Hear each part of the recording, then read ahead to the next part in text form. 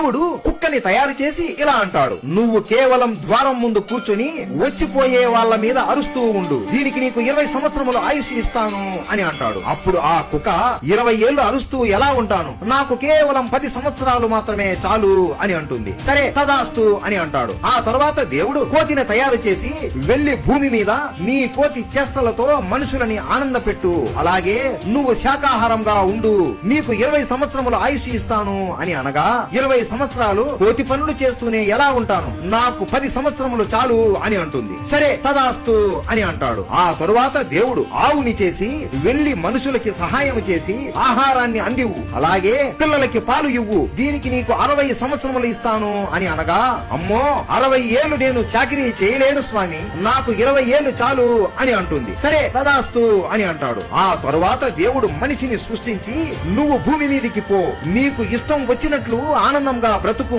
తిను తాగు, శృంగారం చెయ్యి, ఏ పని అయినా నీకు ఇష్టం వచ్చినట్లు చేసుకో, దీనికి నీకు 20 సంవత్సరములు ఆయుష్ ఇస్తాను అని అనగా, 20 ఏళ్లేనా, ఇది చాలా తక్కువ స్వామి, నాకు ఆవు వద్దనుకున్న 60 ఏళ్లు, కోతి వద్దనుకున్న 10 ఏళ్లు, కుక్క వద్దనుకున్న 10 ఏళ్లు ఉన్నాయి కదా, అవి కూడా నాకే ఇవ్వండి అని అనగా, దేవుడు నవ్వుకొని, సరే మీ ఇష్టం, కానీ మీరు మొదటి 20 సంవత్సరములు ఆడుకుంటూ సరదాగా గడుపుతారు, తరువాత 40 సంవత్సరములు ఆవులాగా కొట్టి చాకిరీ చేసి కుటుంబం కోసం కష్టపడతారు, ఆ తరువాత 10 ఏళ్లు ముసలవాడిలాగా అయి కోతిలాగా మనవళ్ళు మనవరాలని ఆడిపిస్తారు, మిగిలిన 10 ఏళ్లు ఒక కుక్కలాగా వచ్చిపోయే వాళ్ళ మీద అరుస్తూ గుణుగుతూ ఉంటారు అని తదాస్తు అని మనిషిని పుట్టిస్తాడు. అలా మన జీవితం మొదలయ్యింది. వీడియో నచ్చినట్లయితే హర హర మహదేవా అని కామెంట్ చేయండి.